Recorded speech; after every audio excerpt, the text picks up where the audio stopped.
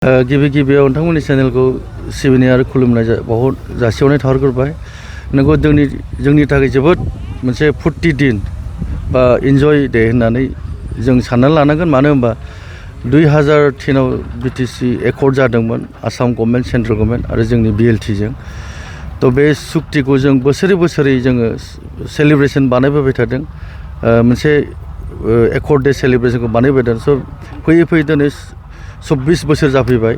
देग्लायबो जोङो गाजा गोमजायै फालिनो थाखाय जों साखाफारा जाबाय आरो अलमस्ट जोङो बे 10 तारिख फेब्रुवारिखौ जोङो पालन खालामनो थाखाय जोंनि पेन्डेल जेसेबां दं जों दिनै अलमस्ट 60% जों आवगायबाय हाबाय। गतिके दिनै 6th of डे तो फैगौ सानब्रैल'सै जों सानब्रै बे 9 तारिखनि बिथोराव जों फाइनाल फिक्सारखौ जों खालामजोबनो हागोन। तो बाहाय जोंहा 40निफ्राय 45,000 मास गेदारिं जागोन।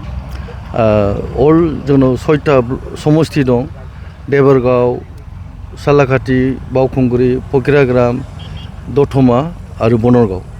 तो 6टा समस्तिनिफ्राय जोङो मोनसे समस्तियाव 6,000 करि सुबुं जोङो बिहरदों।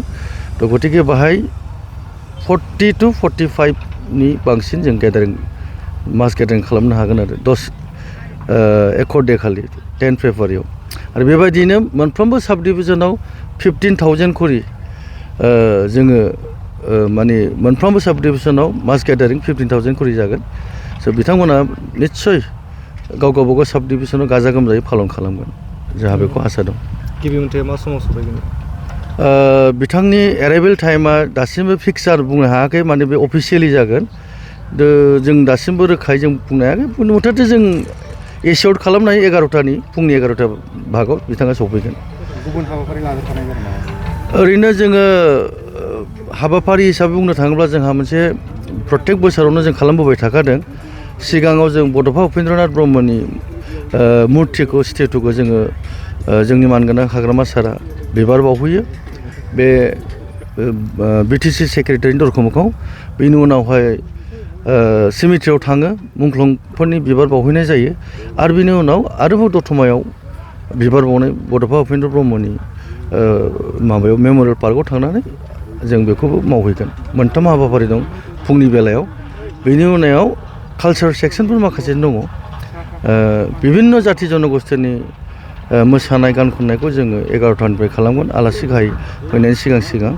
आरो बिनि उनावहाय जोंहा खोथा होनाय दङ, हाफ फाट्टा होनाय दङ। आरो बै दाखालि बागुरुम्बा दोहौआव 10,000 जे बाहागो लाहैदोंमोन बिथांमोननोबो जोंनि बिटिसि सरकारनिफ्राय 10,000 करि चिफ सारा जोंना हाग्रामा सारा अलरेडि डिक्लेयार होबाय। तो बेबो ओइदिनखालि जायहा मेट्रिक परिखा गैया बे मोसागिरिफोरखौ लेंहरनाय जादों। खोनानो मोन्दों 10 तारिखनिफ्राय मेट्रिक परिखा जागोन। गतिके जाय मेट्रिक परिखा दं बिसोरनि थाखायबो बे अनसुंथाया दङ। गतिके बिसोरखौ ओइदिनखालि फांसनाव लेंहरनाय जायाखै, मानोना परिखानि सम। बेनि अनगायै जेसेबां परिखा गैयै बे गथ'फोरखौ जों लेंहरदों। ओइदिनखालि माखासे जोङो 10,000 करि जोंनि सारमोना बेखौ बिथरन खालामगोन। बै सानखालि हाबाफारियाव अपोजिसननि लिडारफोरखौबो लेंहरनाय जादों नामा? निस्सय लेंहरगोन। सरकारि जिहेतु प्रग्राम बेखौ लेंहरनाय जाखागोन आरो जों वेलकाम खालामो, फैनांगौ। बेबो मोनसे बर' हारिनि सुक्ति आरो बेनो देरसिन सुक्ति। बिटिसिआनो 2003आनो सबसे सर्बश्रेष्ठ सुक्ति जादों होनना मिथिगौ। बयबो दोलै नोगोरै बा खुनु पार्टि लायालासिनो नुजाफैनांगौ आरो बे रंजानायखौ बयबो जगदान होफैनांगौ, आं बेखौ अनुरद खालामो। বড়োলেণ্ড দিৱস পালন কৰিবলৈ গৈ আছে, দেখিছোঁ প্ৰস্তুতি চলি আছে। কি কাৰ্যসূচী আছে, কোন অতিথি আহিব, কাক নিমন্ত্ৰণ কৰিছে, কিমান মানুহ থাকিব? আমাৰ অহা 10 তাৰিখে যিহেতু বিটিচি একৰ্ড ডে আমি পালন কৰিবলৈ গৈ আছোঁ আৰু ইয়াৰে আমি 40,000 জনসাধাৰণক লৈ আমি পাব্লিক মিটিঙৰ কাৰণে আহ্বান কৰিছোঁ। এই আহ্বান ক্ৰমে আমি বিভিন্ন অঞ্চলৰ যিহেতু কোকৰাঝাৰৰ মেইন হ'ব আৰু বাকী সাব ডিভিজনৰ 50,000 15,000কৈ হ'ব। আমাৰ ইয়াত 40,000। ইয়াৰ কাৰণে আমাৰ 6টা ব্লকৰ বাউখুংগুৰি, চালাকাটি, দেবৰগাঁও, বনৰগাঁও, দতমা, ফকিৰাগ্ৰাম এই অঞ্চলৰ ৰাইজক মই সকলোকে আহ্বান কৰিব বিচাৰিছোঁ যেন দলে মলে আমাৰ যি বড়ো একৰ্ড এই বড়ো একৰ্ডত সকলোৱে পাৰ্টিচিপেট কৰে আৰু ইয়াত আমাৰ মাননীয় হাগ্ৰামা বৰনাৰী ডাঙৰীয়া থাকিব আৰু অসমৰ মাননীয় চিফ মিনিষ্টাৰ থাকিব। ইয়াৰ কাৰণে আমাৰ সেই দিনটো আমাৰ কাৰণে যিহেতু আমি 5 বছৰ সৰুকৈ পাতিছিলোঁ, এবাৰ আমি যেহেতু আমি বিশেষভাৱে পাৱাৰত আহিছে, পাৱাৰত অহাৰ পিছত আমি একেবাৰে যা কৰি আমাৰ BTC একত ডেটো আমি পালন কৰিম।